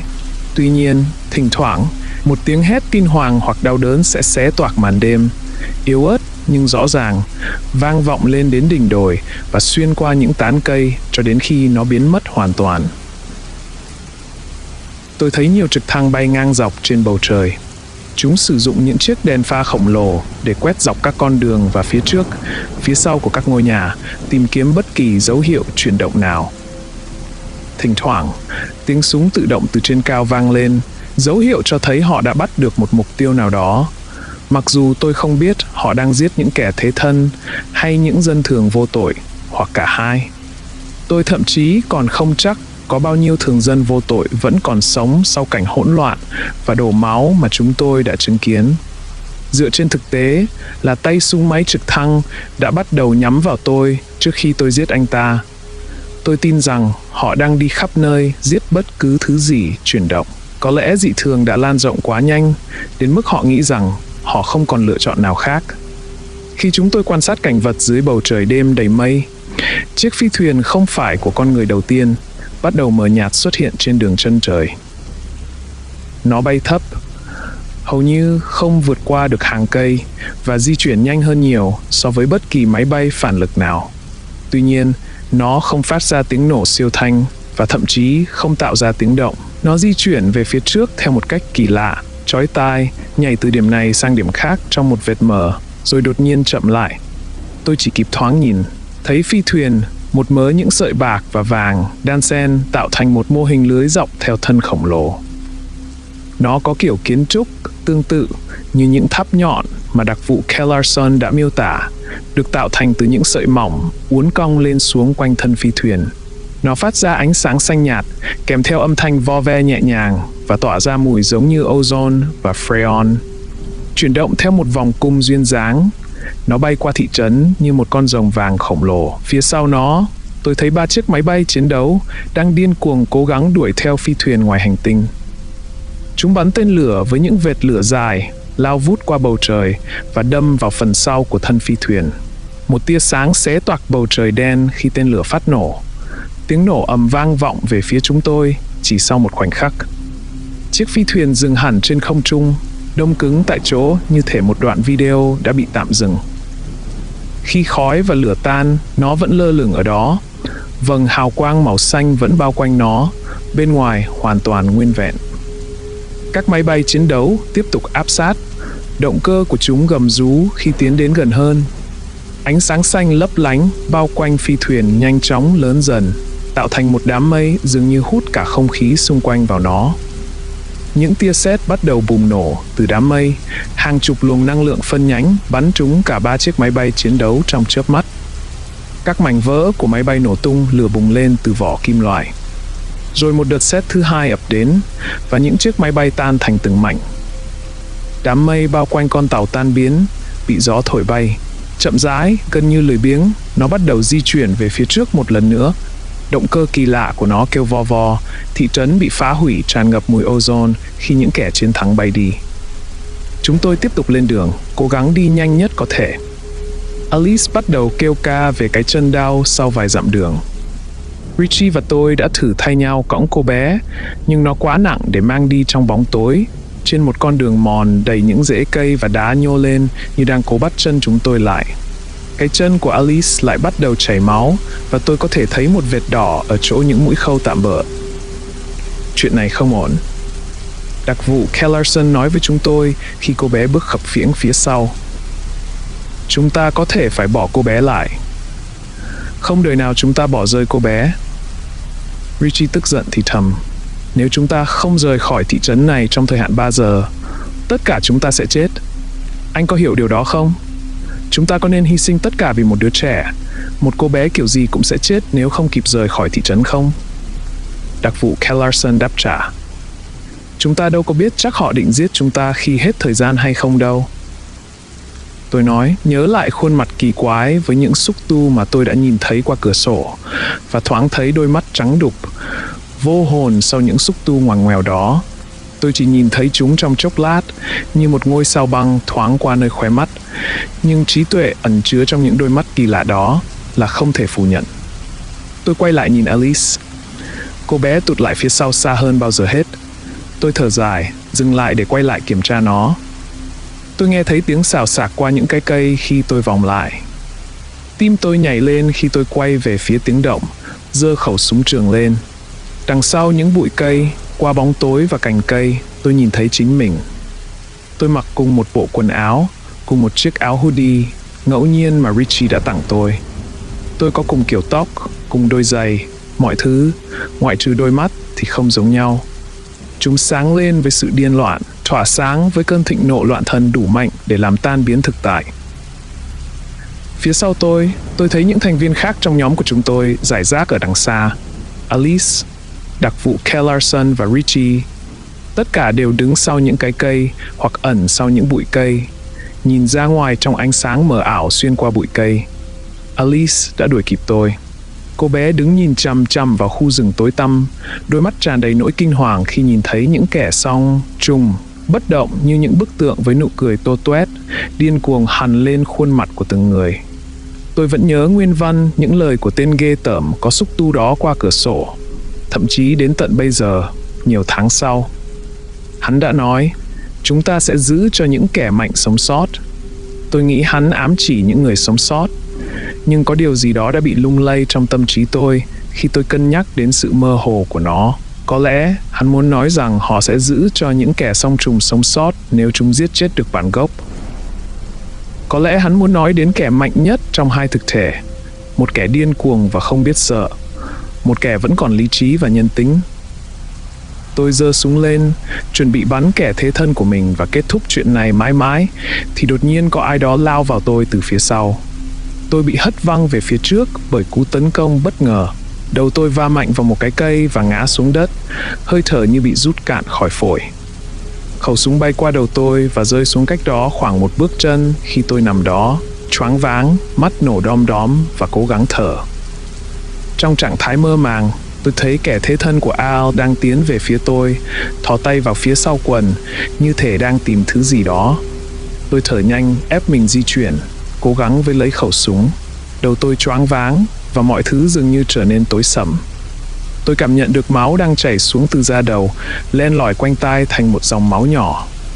Al rút ra một cái búa nhổ đinh, đầu nhọn đã dính đầy tóc và máu. Ông ta cười với tôi, một nụ cười méo mó đầy ác ý. Đến lúc phải làm việc rồi, ông ta nói bằng giọng run rẩy của một ông già, vừa chạy về phía tôi vừa giơ cao chiếc búa. Tôi nghe thấy tiếng hét của Richie và đặc vụ Kellarson khi họ quay lại và bắt đầu chạy về phía tôi, nhưng họ dường như ở quá xa. Tôi hít một hơi thật sâu, và khi Al lao đến với sát khí hiện rõ trên khuôn mặt, tôi nâng chân lên và đá mạnh vào hạ bộ của ông ta bằng tất cả sức lực. Ông già lao xuống với chiếc búa, quỹ đạo gần như không thay đổi, dù tôi đã đá mạnh vào hạ bộ ông ta. Tôi thấy mắt ông mở to vì đau đớn, nhưng đầu nhọn của chiếc búa vẫn xoáy trong không khí, hướng về phía đầu tôi, với cả cơ thể lao theo sau.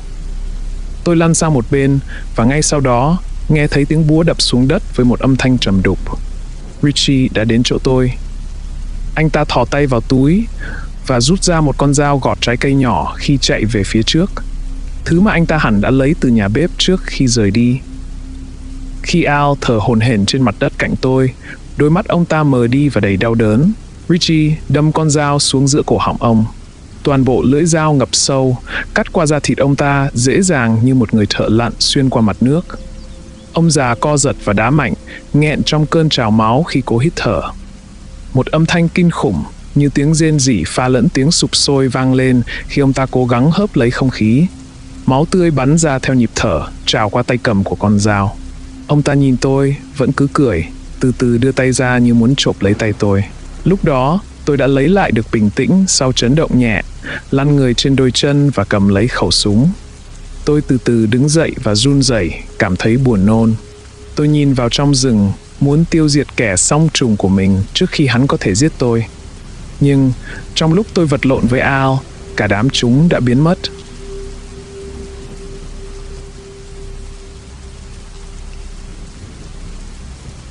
Tôi có thể thấy sự hoảng loạn lan tỏa khắp nhóm khi tôi kể cho họ nghe những gì Alice và tôi đã thấy. Đặc vụ Kellarson yêu cầu trả lại khẩu súng trường M-Bull của anh ta. Khẩu súng đó là tài sản của chính phủ, anh ta nói với giọng cáu kỉnh, như một đứa trẻ đòi lại món đồ chơi. Theo đúng quy định, nó được đăng ký cho tôi. Anh đã mất quyền sở hữu khẩu súng khi anh cố giết tôi. Tôi nói, giơ nòng súng lên và chĩa vào mặt anh ta. Nếu anh muốn lấy lại, thì hãy cố lấy nó đi. Tôi thách anh đấy, đến lấy nó đi. Richie bước vào giữa chúng tôi, đẩy cả hai ra. Thôi nào, mọi người, anh ta nói. Chúng ta đã có đủ rắc rối rồi mà không cần phải giết nhau nữa. Đứng đây cãi nhau chỉ làm lãng phí thời gian, và nó đang trôi đi nhanh lắm rồi. Anh rút điện thoại ra khỏi túi, kiểm tra thời gian. Đã hơn 2 tiếng rồi, chúng ta chỉ còn chưa đầy 1 tiếng nữa trước khi thời hạn kết thúc và điều gì đó xảy ra. Tôi không nghĩ là chúng ta muốn ở đây khi chuyện đó xảy ra đâu. Alice tiếp tục rên rỉ về cơn đau ở chân. Cô bé kéo ống quần lên để cho tôi thấy những vết đỏ rực nổi xung quanh chỗ khâu.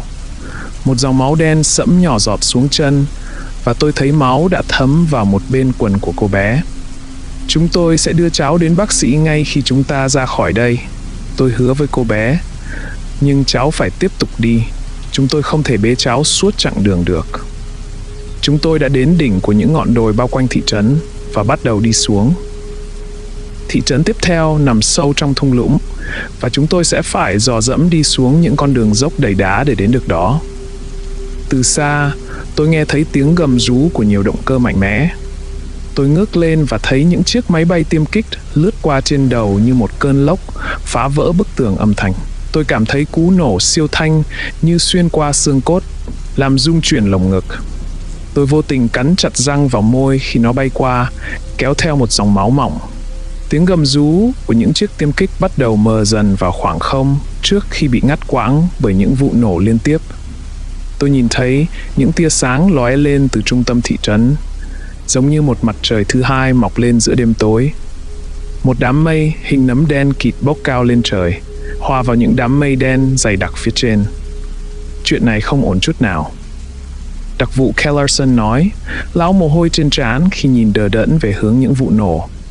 Tại sao không? Alice hỏi. Cô bám sát tôi và khập khiễng lê bước, cố tránh tì vào chân bị thương và nhăn mặt mỗi khi cô bé đặt trọng lượng lên đó. Một khi họ bắt đầu không kích, điều đó có nghĩa là họ đã hoàn toàn mất kiểm soát tình hình dưới mặt đất. Anh ta nói. Anh không nghĩ họ sẽ sử dụng vũ khí hạt nhân chứ? Richie hỏi. Đặc vụ Kellerson lắc đầu. Không, điều đó sẽ gây ra quá nhiều nghi vấn. Anh trả lời. Phóng xạ sẽ thoát ra ngoài và lan rộng, và mọi người trên khắp thế giới sẽ phát hiện ra. Đó là cách một số người ở châu Âu biết về vụ nổ hạt nhân Chernobyl ngay cả trước khi chính phủ Liên Xô công bố. Không, họ sẽ ngăn chặn nó bằng thuốc nổ thông thường và pháo binh. Và nếu điều đó thất bại, họ sẽ phun hóa chất cho đến khi khu vực trở nên không thể sinh sống được trong hàng trăm năm. Họ có đủ kho dự trữ bí mật để xóa sổ hàng trăm thị trấn như thế này mà không bị ảnh hưởng nhiều. Họ có thể quyết định giải khí độc VX hoặc cyclosarin từ những chiếc máy bay phun thuốc hoặc trực thăng, và khi điều đó xảy ra, chúng ta sẽ muốn ở xa phía trên gió của khu vực mục tiêu. Điều gì sẽ xảy ra nếu chúng ta đến thị trấn tiếp theo và lại gặp phải cảnh tượng tương tự? Tôi hỏi, hình dung ra một viễn cảnh ác mộng với những con đường vắng tanh đầy xác chết. Tôi nghĩ ý chí của mình sẽ sụp đổ nếu đến nơi đó và phát hiện ra nó cũng đầy những kẻ song trùng điên loạn. Nhất là sau khi mất đi gia đình và có khả năng rất lớn là tất cả bạn bè của tôi sống gần đây cũng đã chết. Tất nhiên là ngoại trừ Richie. Lúc đó, không hề biết gì trong nhóm chúng tôi sẽ không đến được thị trấn tiếp theo. Chỉ trong vài phút ngắn ngủi nữa, thôi, 2 người trong chúng tôi sẽ chết. Tôi đi cạnh Richie, Alice khập khiễng đi trước. Đặc vụ Kellerson đi sau cùng, liên tục kiểm tra dấu vết phía sau chúng tôi để tìm dấu hiệu theo dõi. Tôi cảm thấy bị theo dõi từ mọi phía. Tôi tự hỏi con tàu đó sử dụng loại nhiên liệu gì. Richie nói, phải chăng là năng lượng tổng hợp hydro hoặc phản vật chất, hay có lẽ là một trạng thái lượng tử nào đó mà chúng ta chưa biết đến. Thực ra, chính phủ đã từng giải mã một trong số các con tàu đó. Đặc vụ Kellerson nói, nó có vỏ ngoài được tạo nên từ một chất dẫn luân chuyển, gọi là ngưng tụ Bose-Einstein, một loại siêu chất lỏng có khả năng thách thức trọng lực và ở trung tâm. Nhưng chúng tôi không bao giờ được nghe đầy đủ về động cơ của nó. Trong chớp mắt, 2 bóng người từ bụi cây lao ra, cầm trên tay những chiếc rìu nhuốm đầy máu. Mắt tôi mở to kinh hoàng khi thấy kẻ song trùng của mình đang vung rìu xuống đầu tôi. Cảm giác như mọi thứ diễn ra trong chuyển động chậm. Tôi giơ khẩu súng trường, tự động lên và bóp cò. Sức giật khiến súng nhấc lên cao khi loạt đạn phá vỡ sự im lặng của đêm tối. Những viên đạn lướt qua kẻ song trùng chỉ vài phân, đập vào cây cối phía trên đầu hắn và làm những mảnh vụn gỗ rơi xuống tóc và mặt hắn. Nhận ra rằng tôi đã hết thời gian, tôi cố lao sang một bên, nhưng lưỡi rìu đã cắm sâu vào vai phải của tôi. Tôi cảm nhận được nó xuyên qua da và làm vỡ xương đòn bên dưới. Tôi ngã xuống, cánh tay tê liệt vì cú tấn công tàn bạo. Khi tôi chạm đất, hơi thở bị kéo ra khỏi lồng ngực, tôi thấy đặc vụ Kellerson loạng choạng lùi lại, lưỡi rìu cắm sâu vào trán anh ta. Anh ta giơ tay lên mặt, chỗ máu phun ra, đập nhẹ vào trán như thể vừa nhớ ra điều gì quan trọng. Môi anh ta hé mở, thở hổn hển, đôi chân run rẩy trước khi ngã sấp xuống, va chạm, làm lưỡi rìu cắm sâu hơn vào hộp sọ. Kẻ sát nhân của anh ta, bản sao giống hệt anh lao tới, cố rút chiếc rìu ra. Mỗi cú giật sang trái và phải làm máu phun ra từng dòng lớn hơn. Richie đang chống cự quyết liệt trước kẻ song trùng của mình. Tôi nhìn thấy bản sao điên loạn của anh ta giơ lên một con dao phay sáng loáng. Richie đưa hai tay lên như đang cầu xin, con dao gọt nhỏ nắm hờ trong một tay khi anh ta cố lùi lại. Kẻ sao chép bắt đầu vung dao một cách điên cuồng, hai nhát chém sâu vào ngực Richie. Và rồi tiếng hét thất thanh của Alice vang lên phía sau tôi. Tôi quay lại và thấy cô bé đang bò ra khỏi cảnh hỗn loạn. Một bóng hình nhỏ bé đang cúi rạp trong bụi cây, chỉ cách vài bước chân, chỉ có hàm răng trắng toát đang nhe ra cười giữa bóng tối dày đặc, lấp lánh như một con mèo Cheshire quái quỷ. Cứ như thể tôi bị mắc kẹt trong một cơn ác mộng. Tôi thấy nhóm của chúng tôi bị tàn sát từ mọi phía. Chậm rãi, quá chậm, tôi với lấy khẩu súng, nhìn thấy ánh kim loại lóe lên từ khóe mắt khi kẻ song trùng của tôi lao đến để tung cú đánh chí mạng. Tôi giơ súng lên đầu vào khoảnh khắc cuối cùng, chuẩn bị tinh thần đón nhận cú đánh. Lưỡi dao chém mạnh xuống thân súng, truyền những rung chấn dữ dội xuyên khắp cơ thể tôi. Vai tôi như thể sắp bị trật khớp, nhưng ít nhất tôi vẫn còn sống. Tôi xoay nòng súng về phía mặt hắn, bóp cò. Đạn nổ tung qua má và mũi hắn, và trong giây lát, tôi nhìn thấy khuôn mặt xương xẩu của chính mình. Những chiếc răng nhe ra nửa chừng bị thổi tung thành mảnh vụn khi hắn lảo đảo như một võ sĩ sắp gục ngã. Rồi hắn đổ gục về phía trước, ngã nặng nề lên người tôi, phủ kín tôi bằng máu của chính mình. Một sự dính nhớp và mùi hôi tanh quen thuộc tỏa ra từ đó khi máu tuôn ra. Tôi vật lộn với cái xác, đá và lăn qua lại. Trọng lượng nặng nề của nó ép chặt khẩu súng xuống ngực tôi. Tôi nghe thấy tiếng hét đau đớn của Alice. Và điều đáng sợ hơn cả là không nghe thấy bất kỳ tiếng động nào từ Richie. Khi tôi lăn xác của kẻ song trùng ra khỏi người mình, một luồng năng lượng đột ngột trỗi dậy, giúp tôi đứng dậy. Tôi nhận ra rằng tay phải của mình không thể cử động hay cảm nhận được gì nữa. Tôi nhìn xuống và thấy nó trắng bệch và nhão nhoẹt, nằm bất động như một con sao biển chết. Tôi dùng tay trái để nhặt khẩu súng, quay người về phía kẻ song trùng của đặc vụ Kellerson. Tôi thấy hắn đứng trên xác của Richie, liên tục vung rìu xuống, chém tới tấp vào ngực của Richie. Richie nằm đó, nhìn tôi, mắt mở to đầy kinh hoàng, trong mắt dần đen lại khi đồng tử giãn ra trong cái chết. Mỗi lần lưỡi rìu hạ xuống, đầu của Richie lại rung lên, như thể anh ấy đang lắc đầu từ chối. Tôi bắn kẻ song trùng của đặc vụ, tầm nhìn của tôi trở nên mờ đi trong giây lát. Tiếng súng nổ làm tai tôi ù đi. Với tiếng ù chói tai, làm mờ thính giác, tôi quay về phía Alice. Tôi thấy hai Alice, cả hai đều mặc quần áo giống hệt nhau. Cả hai đều đẫm máu và đầy vết thương. Họ cắn xé và giằng co với nhau, và tôi không biết phải làm gì. Rồi tôi nhận ra một trong những kẻ song trùng đã biến mất. Tôi nghe thấy tiếng sột soạt từ những bụi cây ngay sau lưng mình. Trong tầm mắt phía trên, tôi thấy con dao đang lao xuống. Tôi lăn người, nhưng lưỡi dao đâm mạnh vào bàn tay trắng bệch, chết lặng của tôi, ghim nó xuống đất khi máu phun ra từ vết thương. Bằng tay còn lại, tôi giơ khẩu súng lên và chĩa vào hình dáng đang cười tô toét của Richie. Không chút do dự, tôi bóp cò, xạ hàng loạt phát đạn vào giữa ngực hắn. Tôi quay lại phía Alice, tự hỏi phải làm gì tiếp theo. Nhưng khi nhìn sang, tôi nhận ra đã quá muộn. Một người đứng trên người kia, bóp cổ, ghi chặt người còn lại xuống đất. Cô bé ở trên có máu chảy ra từ chân, và tôi tràn ngập hy vọng. Đó hẳn là Alice thật. Khuôn mặt của kẻ còn lại tím tái, dần đậm và tối lại thành một màu sắc ngạt thở bệnh hoạn, đôi môi chuyển sang tái nhợt. Khi cô ta chết, một luồng nhiệt và ánh sáng bao trùm lấy chúng tôi. Một vụ nổ rung chuyển mặt đất vài giây sau đó, sóng xung kích truyền qua lòng đất. Tôi quay lại phía thị trấn, nhìn thấy một đám mây hình nấm khổng lồ, bốc cao lên trời. Có vẻ như không còn gì sót lại của nó nữa. Trước quả cầu lửa và khói khổng lồ phát ra từ khu vực trung tâm, một đám mây lớn màu xanh dương lấp lánh trong không trung. Không lâu sau, tôi nhìn thấy con tàu ngoài hành tinh lao về phía chúng tôi với tốc độ chóng mặt, rời khỏi khu vực mà chúng vừa mới hủy diệt. Họ tiến thẳng về phía Alice và tôi, con tàu lơ lửng trên những cái cây. Một lát sau, những sinh vật hình người, da bọc xương dần hiện ra trước mặt tôi. Tôi vẫn đứng trên mặt đất với vết thương đang chảy máu, bàn tay tê liệt, sững sờ và đau đớn. Alice trông cũng chẳng khá hơn, toàn thân đầy máu, vết thương ở chân lại bị rách toạc ra, khuôn mặt trắng bệch và nhợt nhạt. Cô bé thở gấp và run rẩy, trông như thể sắp ngã quỵ. Nó nhìn chăm chăm vào ba sinh vật hiện ra trước mặt chúng tôi với vẻ mặt vô hồn. Hai người là những người cuối cùng còn sống. Sinh vật phía trước nói, những xúc tu trắng toát của nó uốn éo như rắn. Đằng sau đám xúc tu trên khuôn mặt, tôi thoáng thấy hai con mắt tròn thông minh, trắng tinh và không có mí. Chúng ẩm ướt và sáng bóng như đá opal, lấp lánh, ánh cầu vồng và nhiều màu sắc. Gần như không còn, tôi thì thầm. Sinh vật đó rút ra một đen kỳ lạ. Với dáng điệu kính cẩn, nó quỳ xuống trước mặt tôi, nâng đầu tôi lên bằng bàn tay dài ngoằn ngoèo của nó. Sau đó, nó lấy một ít máu từ vết thương của tôi.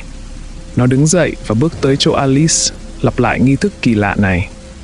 Sau đó, nó nói chuyện với những người còn lại bằng một thứ ngôn ngữ kỳ lạ, với những âm thanh lách cách và tiếng rít ngẫu nhiên, nhịp điệu nhanh và đầy hứng khởi. Nó quay lại nhìn tôi. Các ngươi là những kẻ sống sót. Cả hai đều đã chứng tỏ mình xứng đáng. Các ngươi xứng đáng được sống. Khi cuộc thanh lọc đến, thời khắc tái sinh, chúng ta sẽ tiêu diệt toàn bộ sự sống không xứng đáng và tái tạo loài người các ngươi từ máu của những kẻ sống sót. Một Adam thứ hai và một Eve thứ hai. Có lẽ lần này, họ thực sự sẽ được tạo ra theo hình ảnh của Chúa. Vị Chúa thực sự là chính chúng ta. Lúc đó, tôi thấy hai người ngoài hành tinh đứng phía sau nó đang cầm những ống nhỏ màu đen trên tay. Một kẻ bước đến chỗ tôi và kẻ còn lại bước tới chỗ Alice, xịt vào mặt chúng tôi. Thế giới quay cuồng, tầm nhìn của tôi mờ dần và tôi cảm thấy mình được nhấc lên trước khi hoàn toàn chìm vào bóng tối. Tôi tỉnh dậy trong một bệnh viện ở thủ phủ của tiểu bang. Alice ở phòng bên cạnh. Cả hai chúng tôi đều không nhớ làm sao mình tới đó hay ai đã đưa mình đến. Sau mọi chuyện, tôi phải cắt bỏ phần lớn cánh tay phải trong một cuộc phẫu thuật khẩn cấp. Vết thương từ nhát dìu đã cắt đứt các đầu dây thần kinh và gây mất máu nghiêm trọng đến toàn bộ cánh tay, dẫn đến thiếu oxy không thể hồi phục và hoại tử mô vĩnh viễn. Bác sĩ phẫu thuật nói rằng tôi đã đến vừa kịp lúc. Nhưng khi tháng ngày trôi qua, tôi cảm thấy mình đã mất đi một thứ gì đó còn lớn lao hơn, một thứ gì đó sâu sắc hơn. Tôi đã liên lạc với gia đình nhận nuôi dưỡng Alice và họ nói rằng cô bé hành động rất kỳ lạ và không nói chuyện với ai. Tôi tự hỏi liệu mình có phạm sai lầm không? Toàn bộ trải nghiệm này là cơn ác mộng mà tôi muốn xóa khỏi ký ức mãi mãi. Nó đã dẫn đến cái chết của gia đình và bạn bè tôi và khiến cơ thể tôi bị tàn tật. Tôi chỉ hy vọng rằng mình sẽ không bao giờ phải nhìn thấy những chiếc xúc tu trắng toát quằn quại đó thêm một lần nào nữa.